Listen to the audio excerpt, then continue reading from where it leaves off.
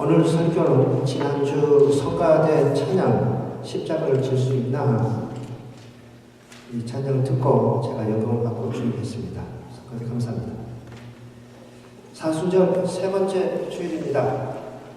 사순절은 우리가 주님이신 예수를 특별히 기간을 정해놓고 따라가는 그러한 기간입니다. 물론 365일 주님과 동행하는 삶을 살아야 되겠지만 특별히 우리가 40일 정해놓고 주님과 같은 길을 걸어가겠다고 작정한 기간이 사순절입니다. 예수를 믿는다는 것은 예수를 따른다는 것입니다.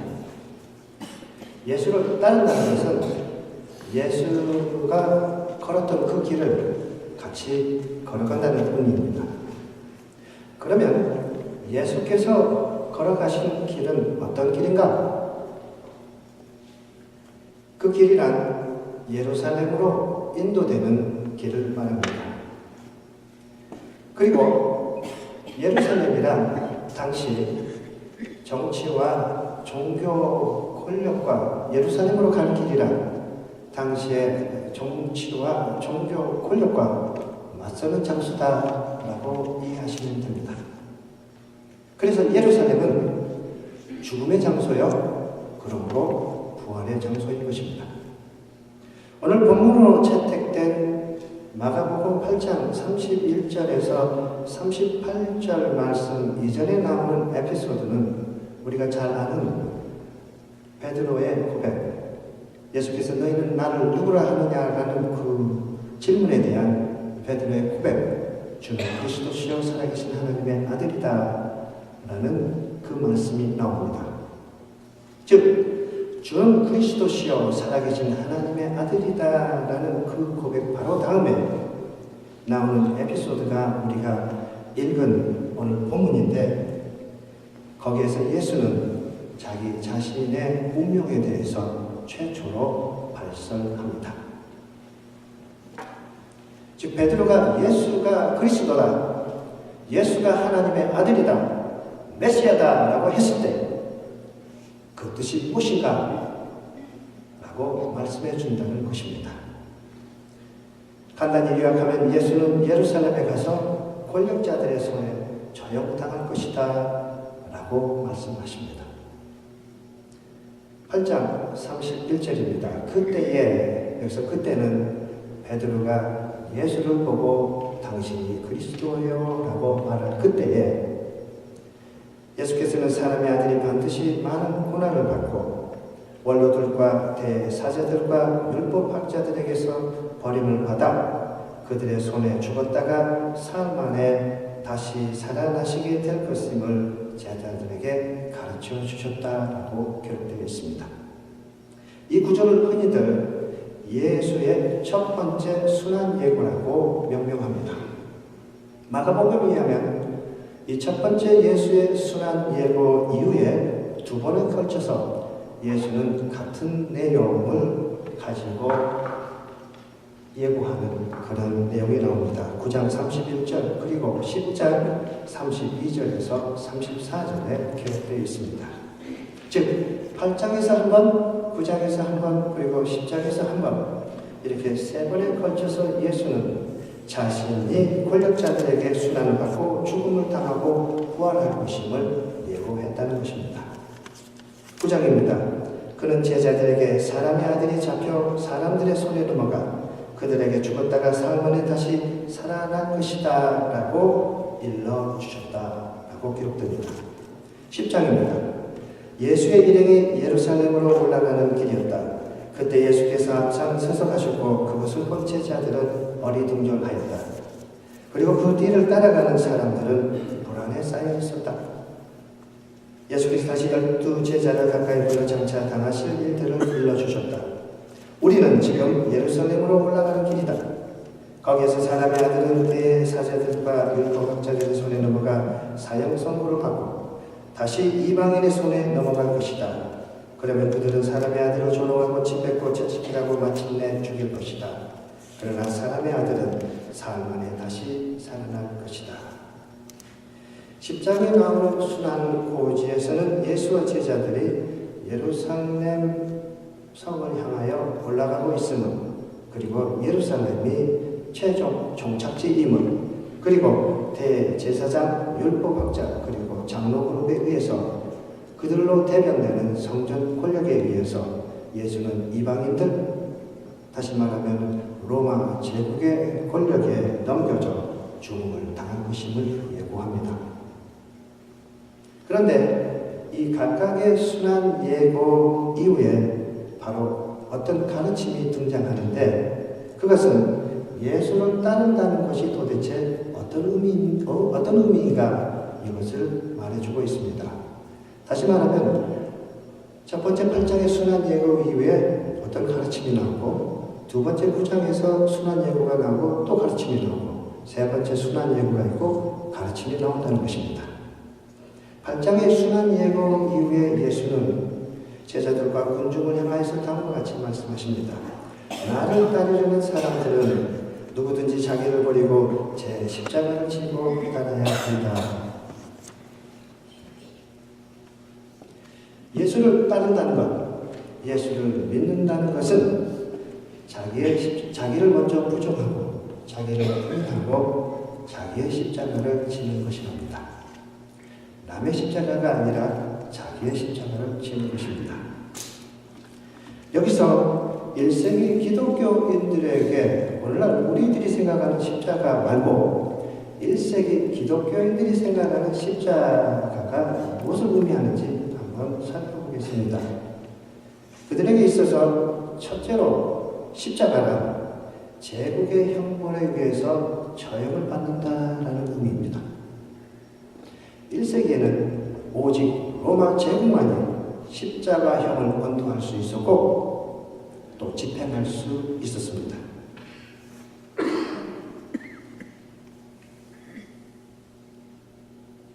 오늘날에도 오직 미 제국만이 죄 없는 이라크 사람들을 관타나모 베이에 가둬두고 10년 동안 재판 없이 가둬둘 수 있는 것과 마찬가지입니다. 제국은 1세기나 21세기나 별로 차이가 없습니다. 그것이 제국입니다. 불행하게도 북한도 제국처럼 행동하는 모습을 보이죠. 그래서 죄 없는 우리 이명수 목사님을 가둬두고 있지 않나 생각합니다. 그래서 잘못되고 빨리 풀어줘야만 합니다. 그리고 당시 십자가 형벌을 받는 유일한 범죄는 제국의 권위를 부정하거나 제국에 도전했을 때만이 십자가형을 언도했습니다. 다시 말하면 정도둑들은 십자가형에 처형되지 않습니다. 로마 제국의 시저가 신의 아들 Son of God인데, 기독교인들은 저 시골 나사렛 예수를 보고 Son of God, 하나님의 아들이라고 주장합니다. 로마 제국이 세운 나라와 제국의 평화라는 것이 있는데, 예수쟁이들은 예수가 말하는 하나님의 나라와 그의 평화가 참 평화다라고 주장합니다. 이는 제국에 대한 부정이요 도전이었기에 십자가형 언도받고 또 집행당했던 것입니다. 이때만 해도 자기 십자가를 진다는 것은, 자기 십자가를 지고 예수를 따른다는 것은 오늘날에 이것은 내 보여, 내 십자가요, 내가 짊어지고 갈 내 운명이구나 라고 그런 어떤 개인적인 짐, 개인적인 죄, 벌회 개념이 아직 형성되지 않은 시기다 라고 말할 수 있습니다. 오직 십자가를 진다는 것은 제국의 권위, 제국에 도전했을 때만이 야기되는 그런 문제였던 것입니다. 그러다가 후에 십자가는 옛 삶을 부정하고 새로운 삶을 선택하는 의미에서의 크로스, 건너간다는 의미로 받아들여지고 해석되어졌습니다. 마가복음보다 약 30년 이후에 기술된 누가복음서를 보면 누가는 마가복음서의 이 부분을 인용하면서 한 단어를 애다는데 그것이 영어로 daily, 날마다라는 이 자기를 추구합니다. 그래서 누가복음 9장 23절에 보면 이렇게 되어 있습니다.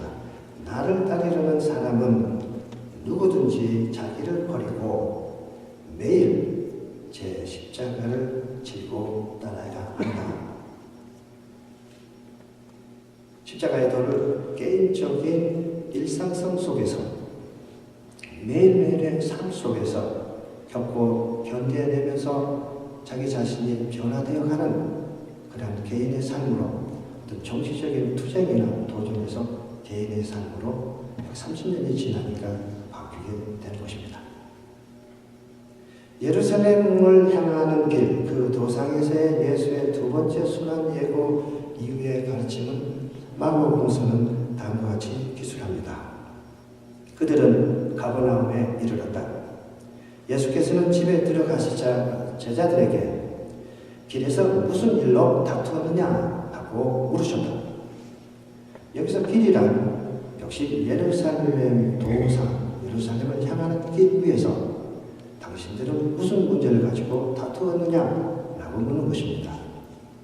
제자들은 길에서 누가 제일 높은 사람이냐 하는 문제로 서로 다투었기에 아무 대답을 못하였다라고 기술되어 있습니다. 그래서 예수께서 자리에 앉아 12제자를 부르시고 다음과 같이 말씀하십니다. 첫째가 되고자 하는 사람은 꼴찌가 되어 모든 사람을 섬기는 사람이 되어야 한다. 이것이 예수의 두 번째 가르침입니다.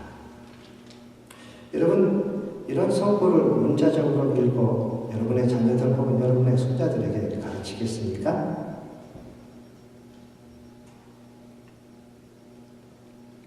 그러실래요? 아니요. 보십시오. 첫째가 되려면 일부러 좀 꼴찌가 돼서 남을 섬겨야 한답니다. 제가 어렸을 때 장로님들이 대표 기도하기 위해서 강대상에 서서 대표 기도를 하실 때 언제나 제가 들은 이야기는 우리 교회에 출석하는 자녀들은 머리가 될지언정 꼬리가 되지 않게 해주십시오라고 기도하시더라고요. 많이 들어보시지 않았어요?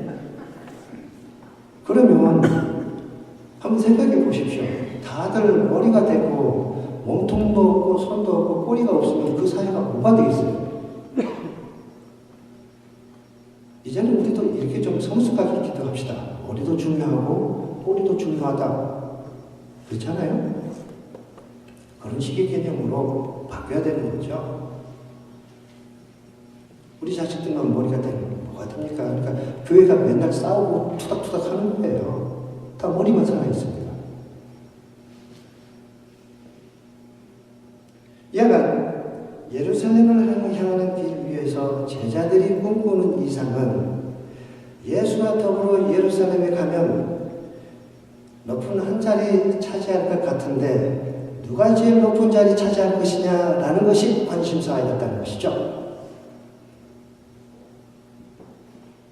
거기에 대한 예수의 가르침은 먼저 선 자가 되려면 꼴찌가 되어 남을 섬기는 자가 되어야 한다라는 것이 예수의 가르침입니다. 그것이 예수를 따르는 길이요 예수를 믿는 길이랍니다.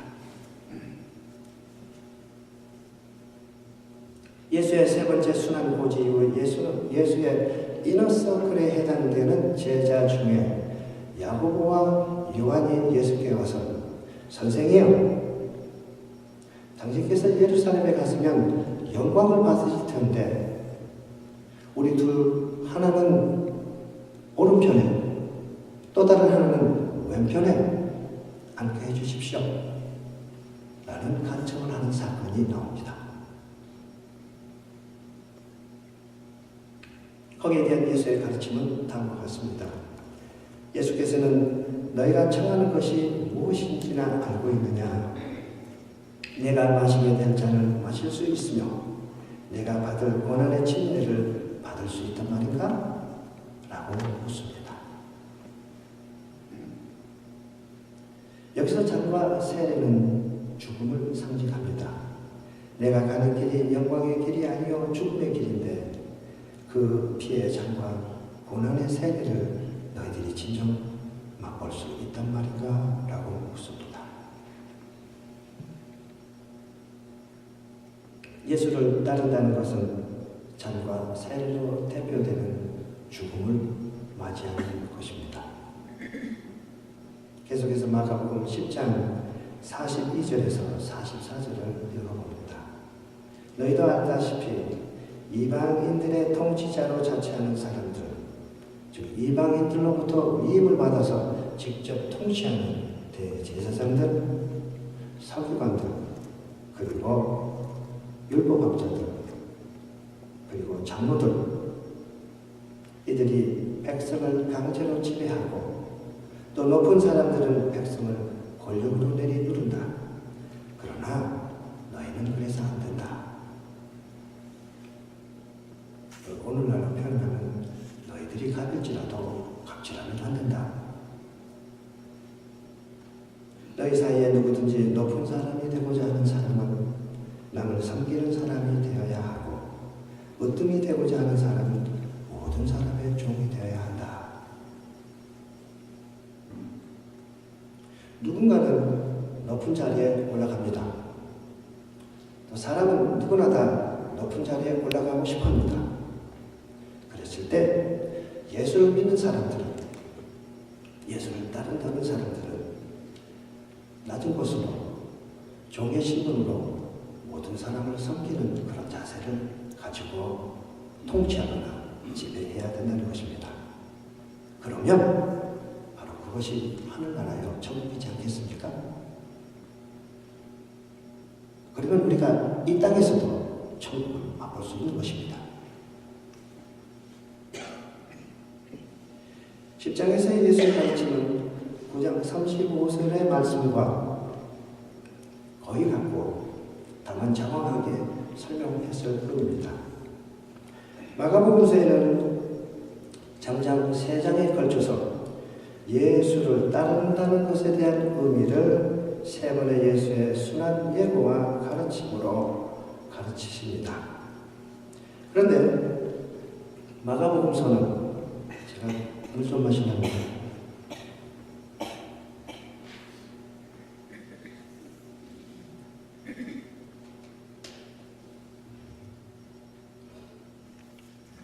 그런데 마가의 저자는 이 3번의 순한 예고 앞뒤로 예수에 의해서 눈이 뜨게 되는 소경의 이야기를 삽입해 놓습니다. 이것이 마가복음서만이 가지고 있는 어떤 독특한 프레임입니다. 그래서 마가복음서 예수의 순한 이야기는 소경된 자가 눈이 떴다라는 이런 이야기를 제대로 이해하려면 8장, 9장, 10장을 한꺼번에 어떤 하나의 햄버거라고 생각하시고 한꺼번에 몰바이트 해야지 제대로 맛을 볼 수 있는 것입니다. 근데 오늘 이야기는 좀 버거킹 중에 빅사이즈 버거킹이죠. 그렇죠? 빵을 하나 안에다 깔고 고기가 3개가 올라가잖아요. 순한 예고가 3개가 들어가고 거기에 어떤 여러 가지 야채가 들어가고 치즈가 들어가서 그 위에 또 하나 소금 이야기를 탁 올려가지고 한 번에 원바이트 해야 하는 것입니다. 처음 소경된 소경 이야기는 8장 22절에서 25절에 나옵니다. 제가 읽습니다. 예수의 일행이 벳사이다에 이르렀을 때에 사람들이 소경 한 사람을 예수께 데리고 와서 손을 대어 고쳐주시기를 청하였다.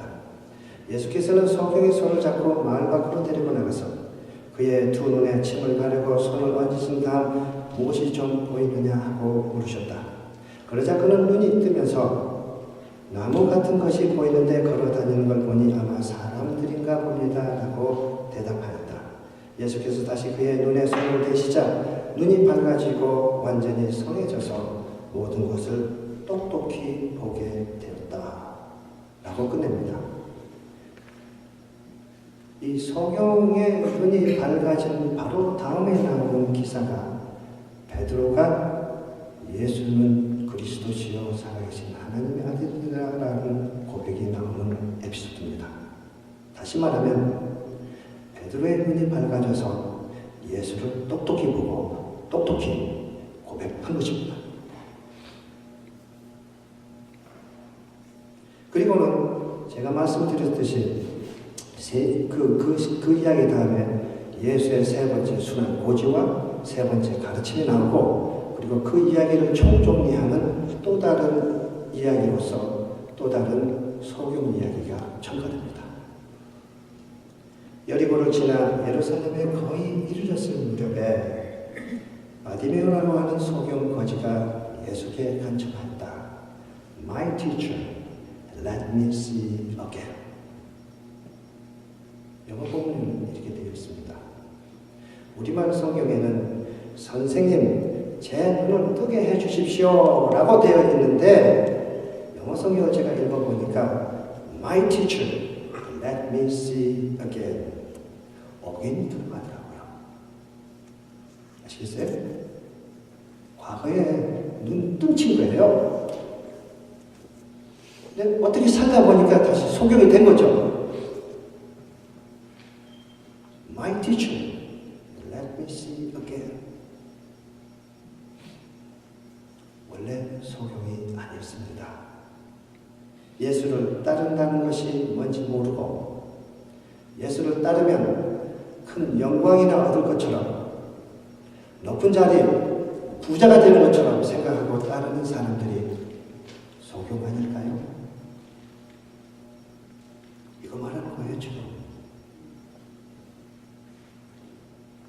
예루살렘을 향하는 도성에서 그 길이 죽음의 길인 걸 그렇게 강조하고 세 번을 강조하는데도 그 제자들은 끊임없이 당신하고 같이 가면 내가 영광의 자리에 오르고 높은 자리에 오르고 국무총리도 할 수 있고 영의정 자해정도 할 수 있지 않느냐 라고 생각하는 그 제자들이 말로 소경된 자들이지 않을까라는 것이 마가의 주장입니다.